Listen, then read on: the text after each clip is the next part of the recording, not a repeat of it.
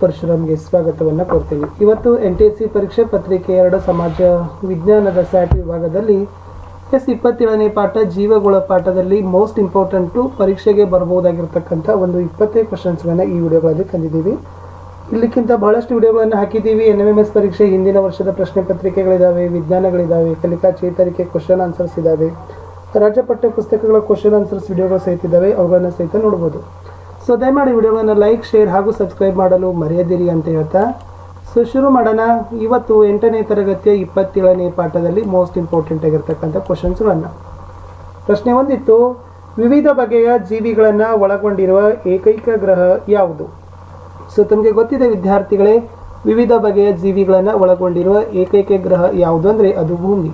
ಪ್ರಶ್ನೆ 2, ಜೀವಿಗಳು ಮತ್ತು ಜೈವಿಕ ಪರಿಸರ ನಡುವಿನ ಸಂಬಂಧ ವಿವರಿಸುವ ಶಾಸ್ತ್ರ ಯಾವುದು? ಅದು ಜೀವಿ ಪರಿಸರ ಶಾಸ್ತ್ರ ಅಂತ ಕರೀತಾರೆ. ಈ ಜೀವಿ ಪರಿಸರ ಶಾಸ್ತ್ರದಲ್ಲಿ ಏನಿರ್ತದಪ್ಪ ಅಂದ್ರೆ ಜೀವಿಗಳು ಮತ್ತು ಜೈವಿಕ ಪರಿಸರ ಇವೆರಡರ ನಡುವಿನ ಸಂಬಂಧಗಳನ್ನು ಏನು ಮಾಡ್ತೀವಿ? ಜೀವಿ ಪರಿಸರ ಶಾಸ್ತ್ರದಲ್ಲಿ ಕಲ್ಕೊಳ್ತೀವಿ.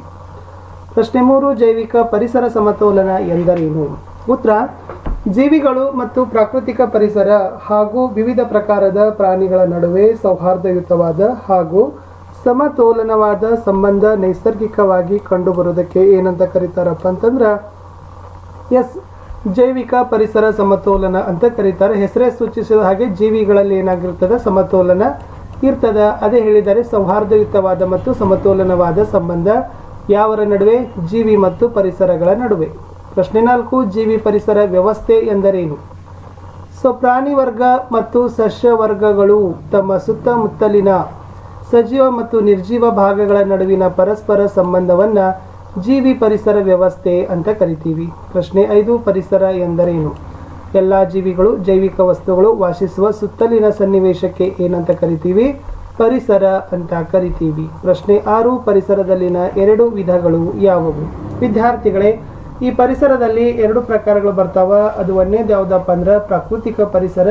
ಈ ಪ್ರಾಕೃತಿಕ ಪರಿಸರಕ್ಕೆ ಇನ್ನೊಂದು ಹೆಸರು ಏನದಪ್ಪ ಅಂತಂದ್ರೆ ಅದನ್ನ ಭೌಗೋಳಿಕ ಪರಿಸರ ಅಂತಲೂ ಕೂಡ ಕರಿತೀವಿ. ಸೊ ಇನ್ನೊಂದು ಪರಿಸರ ಬರ್ತದ, ಅದು ಯಾವುದಪ್ಪ ಅಂದ್ರೆ ಸಾಂಸ್ಕೃತಿಕ ಪರಿಸರ. ಈ ಸಾಂಸ್ಕೃತಿಕ ಪರಿಸರಕ್ಕೆ ಇರತಕ್ಕಂಥ ಇನ್ನೊಂದು ಹೆಸರು ಮಾನವ ನಿರ್ಮಿತ ಪರಿಸರ ಅಂತಲೂ ಕೂಡ ಏನು ಮಾಡ್ತಾರೆ? ಕರೀತಾರೆ. ಪ್ರಶ್ನೆ 7, ಪರಿಸರ ಮಾಲಿನ್ಯ ಎಂದರೇನು? ಹಾಗಾದ್ರೆ ಪರಿಸರ ಮಾಲಿನ್ಯಕ್ಕೆ ಏನು ಉತ್ತರಗಳನ್ನು ಕೊಡಬಹುದು? ಸೊ ವಿದ್ಯಾರ್ಥಿಗಳೇ, ನಮ್ಮ ಸುತ್ತಮುತ್ತಲಿನಲ್ಲಾಗುವ ಅನಪೇಕ್ಷಿತ ಬದಲಾವಣೆಗಳನ್ನು ನಾವು ಏನಂತ ಕರಿತೀವಿ? ಪರಿಸರ ಮಾಲಿನ್ಯ ಅಂತ ಕರಿತೀವಿ. ಸೊ ಪರಿಸರವನ್ನು ಮಾಲಿನ್ಯ ಅಂತಂದ್ರೆ ಹೊಲಸು ಮಾಡ್ತಕ್ಕಂಥದ್ದು ಅಂತ ನಾವು ಹೆಸರೇ ಸೂಚಿಸ್ತೀವಿ. ಬಟ್ ಏನಾಗಿರ್ತದೆ ಅಂತಂದ್ರೆ ಅನಪೇಕ್ಷಿತ ಬದಲಾವಣೆಗಳು ಅಂದ್ರೆ ಆ ಒಂದು ಬದಲಾವಣೆಗಳು ಏನಾಗಿರೋದಿಲ್ಲಪ್ಪ ಅಂದ್ರೆ ಅಪೇಕ್ಷೆ ಇರೋದಿಲ್ಲ.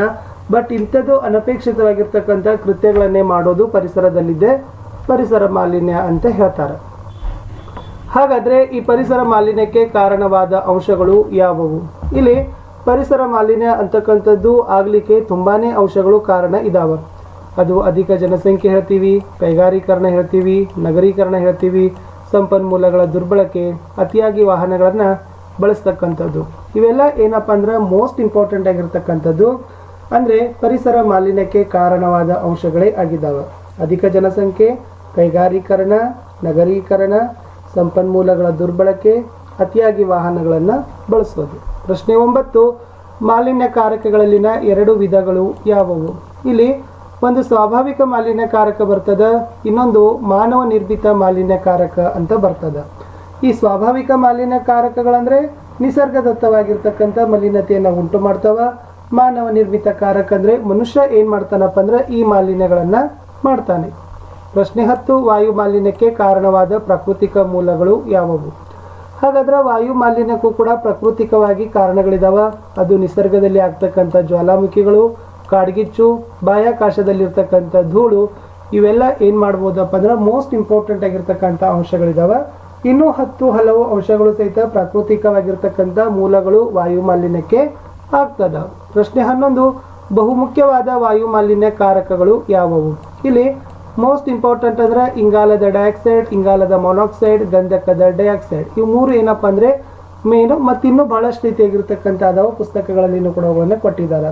ಬಟ್ ಬಹು ಮುಖ್ಯವಾದ ಅತಿ ಮೋಸ್ಟ್ ಇಂಪಾರ್ಟೆಂಟ್ ಆಗಿರ್ತಕ್ಕಂಥ ವಾಯು ಮಾಲಿನ್ಯ ಉಂಟು ಯಾವಾಗ ಆಗ್ತದಪ್ಪ ಅಂದ್ರೆ ಯಾವುದರಿಂದ ಆಗ್ತದಂದ್ರೆ ಅದು ಇಂಗಾಲದ ಡೈಆಕ್ಸೈಡ್, ಇಂಗಾಲದ ಮಾನಾಕ್ಸೈಡ್ ಮತ್ತು ಗಂಧಕದ ಡೈಆಕ್ಸೈಡ್ ಅಂತ ಕರಿತೀವಿ. ಪ್ರಶ್ನೆ 12, ಜಲಮಾಲಿನ್ಯದ ಪ್ರಮುಖ ನೈಸರ್ಗಿಕ ಮೂಲಗಳು ಯಾವುವು? ಹಾಗಾದ್ರೆ ವಿದ್ಯಾರ್ಥಿಗಳೇ, ಜಲಮಾಲಿನ್ಯ ಸಹಿತ ಆಗ್ತದ. ಅದು ಮಣ್ಣಿನ ಸವೆತದಿಂದ, ಭೂಕುಸಿತಗಳಿಂದ, ಜ್ವಾಲಾಮುಖಿ ಸ್ಫೋಟಗಳಿಂದನೂ ಕೂಡ ಏನಾಗ್ತದಪ್ಪ ಅಂತಂದ್ರೆ ಜಲಮಾಲಿನ್ಯ ಉಂಟು ಆಗ್ತದ. ಪ್ರಶ್ನೆ 13, ಜಲಮಾಲಿನ್ಯಕ್ಕೆ ಮಾನವ ನಿರ್ಮಿತ ಮೂಲಗಳು ಯಾವುವು? ಇಲ್ಲಿ ಜಲಮಾಲಿನ್ಯ ಕೂಡ ಏನಾಗ್ತದಪ್ಪ ಅಂತಂದ್ರೆ ಆಗ್ಲಿಕ್ಕೆ ಮಾನವ ನಿರ್ಮಿತ ಅಂಶಗಳು ಕಾರಣ ಆಗ್ತಾವ. ಅದು ಕೈಗಾರಿಕೆಗಳ ತ್ಯಾಜ್ಯ ವಸ್ತುಗಳಾಗಿರ್ಬೋದು, ಆಮೇಲೆ ಗೃಹ ತ್ಯಾಜ್ಯ ವಸ್ತುಗಳಾಗಿರ್ಬೋದು, ಕೃಷಿ ತ್ಯಾಜ್ಯ ವಸ್ತುಗಳಾಗಿರ್ಬೋದು. ಏನೆಲ್ಲ ಒಂದು ತ್ಯಾಜ್ಯ ವಸ್ತುಗಳು ಮಾನವ ಎಸಿತನಲ್ಲ, ಅವುಗಳು ಕೂಡ ಏನಾಗ್ತಾವಪ್ಪ ಅಂದ್ರೆ ವಿದ್ಯಾರ್ಥಿಗಳೇ ಜಲಮಾಲಿನ್ಯವನ್ನ ಉಂಟು ಮಾಡ್ತಾವ. ಪ್ರಶ್ನೆ 14, ಜಲಮಾಲಿನ್ಯದಿಂದಾಗುವ ಸಾಂಕ್ರಾಮಿಕ ರೋಗಗಳು ಯಾವುವು? ಇಲ್ಲಿ ಜಲಮಾಲಿನ್ಯದಿಂದ ಬಹಳಷ್ಟು ರೋಗಗಳಾಗ್ತಾವ. ಅದರಲ್ಲಿ ಕಾಲರಾ ಹೇಳ್ತೀವಿ, ಟೈಫಾಯ್ಡ್ ಹೇಳ್ತೀವಿ, ಕ್ಷಯ ಹೇಳ್ತೀವಿ, ಕಾಮಾಲೆ ಹೇಳ್ತೀವಿ, ಆಮೇಲೆ ಆಮಶಂಕೆ ಅಂತಲೂ ಕೂಡ ಹೇಳ್ತೀವಿ. ಈ 5 ರೋಗಗಳು ಮುಖ್ಯವಾಗಿ ಯಾವುದರಿಂದ ಆಗ್ತಾವಪ್ಪ ಅಂದ್ರೆ ಜಲಮಾಲಿನ್ಯದಿಂದ ಆಗ್ತಾವ. ಮಣ್ಣಿನ ಮಾಲಿನ್ಯದಿಂದ ಪರಿಣಾಮಗಳು ಏನು? ಮಣ್ಣಿನ ಮಾಲಿನ್ಯ ಆತಂದ್ರೆ ಮಣ್ಣಿನ ಫಲವತ್ತತೆ ಏನಾಗ್ತದಪ್ಪ ಅಂದ್ರೆ ಕ್ಷೀಣಿಸ್ತದ, ಭೂಮಿ ಪಾಳಾಗ್ತದ ಅಂದ್ರೆ ಹಾಳಾಗ್ತದ. ಮಣ್ಣಿನಲ್ಲಿ ಬಹಳಷ್ಟು ಸೂಕ್ಷ್ಮ ಜೀವಿಗಳಿರ್ತಾವ, ಆ ಸೂಕ್ಷ್ಮ ಜೀವಿಗಳು ಕೂಡ ಏನಾಗ್ತಾವ ಮಣ್ಣಿನ ಮಾಲಿನ್ಯದಿಂದ ನಾಶ ಆಗ್ತಾವ. ಪ್ರಶ್ನೆ 16, ವಿಶ್ವ ಉಷ್ಣಾಂಶ ಹೆಚ್ಚಳಕ್ಕೆ ಕಾರಣ ಏನು? ಹಸಿರು ಮನೆ ಪರಿಣಾಮ ಅಂತ ಕರೀತಾರೆ. ಇಲ್ಲಿ ವಿಶ್ವದಲ್ಲಿ ಉಷ್ಣಾಂಶದ ಹೆಚ್ಚಳಕ್ಕೆ, ಇಡೀ ಜಗತ್ತಿನಲ್ಲಿ ಉಷ್ಣಾಂಶ ಏರುಗತಿಯಲ್ಲಿ ಸಾಗಲಿಕ್ಕೆ ಕಾರಣವಾಗಿರ್ತಕ್ಕಂಥದ್ದು ಅದು ಹಸಿರು ಮನೆ ಪರಿಣಾಮ ಅಂತ ಹೇಳ್ತಾರೆ. ಪ್ರಶ್ನೆ 17, ಓಜೋನ್ ಪದರವು ತೆಳುವಾಗಲು ಕಾರಣ ಏನು? ಇಲ್ಲಿ CFC ಅಂದ್ರೂ ಕೂಡ ನೆನಪಿಟ್ಕೊಡ್ರಿ, ಕ್ಲೋರೋ ಕಾರ್ಬನ್ ಅಂತ ಕರಿತೀವಿ. ಏನು? Chloro carbon.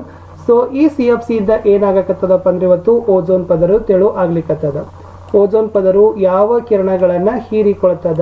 ನೆನಪಿಟ್ಕೊಡ್ರಿ, ಅತಿ ನೇರಳೆ ಅಂತ ಕರೀತಾರ, ಇದನ್ನ SUV ಕಿರಣಗಳು ಅಂತ ಕರೀತಾರ, ಅಲ್ಟ್ರಾ ವಯೋಲೆಂಟ್ ರೇಸ್ ಅಂತಾನು ಕೂಡ ಕರೀತಾರ. ಅತಿ ನೇರಳೆ ಕಿರಣಗಳನ್ನ ಓಜೋನ್ ಪದರು ಹೀರಿಕೊಳ್ತದ. ಆಮ್ಲೀಯ ಮಳೆಯಲ್ಲಿ ಯಾವ ಆಮ್ಲಗಳು ಹೆಚ್ಚಾಗಿರ್ತದ? ಆಮ್ಲೀಯ ಮಳೆಯಲ್ಲಿ ಒಂದು ಸಲ್ಫ್ಯೂರಿಕ್ ಆಮ್ಲ, ಇನ್ನೊಂದು ಇಂಗಾಲದ ಮೊನಾಕ್ಸೈಡ್ ಏನಾಗಿರ್ತದಪ್ಪ ಅಂದ್ರೆ ಹೆಚ್ಚು ಆಗಿರ್ತದ. ಆಮ್ಲೀಯ ಮಳೆಗೆ ಏನಂತ ಕರೀತಾರ? ಲೇಕ್ ಕಿಲ್ಲರ್ ಅಂತ ಕರೀತಾರ, ಲೇಕ್ ಕಿಲ್ಲರ್. ಎಸ್. ಸೊ ಇಷ್ಟು 8ನೇ ತರಗತಿಯ 27ನೇ ಪಾಠದಲ್ಲಿ ಮೋಸ್ಟ್ ಇಂಪಾರ್ಟೆಂಟ್ ಆಗಿರ್ತಕ್ಕಂಥ ನಿಮ್ಮ ಎಕ್ಸಾಮ್ಗೆ ಬರ್ಬೋದಾಗಿರ್ತಕ್ಕಂಥ ಒಂದು 20 ಕ್ವಶನ್ಸ್ಗಳನ್ನ ನೋಡಿದ್ದೀವಿ. ಉಳಿದ ಪಾಠಗಳ ವಿಡಿಯೋಗಳನ್ನ ಶಾರ್ಟ್ಲಿ ಆಗಿ ಲೈನ್ ಅಪ್ ಮಾಡಲಿಕ್ಕೆ ಪ್ರಯತ್ನ ಮಾಡ್ತಾ ಇದ್ದೀವಿ ಅಂತ ಹೇಳ್ತಾ ವಿಡಿಯೋಗಳನ್ನ ಲೈಕ್, ಶೇರ್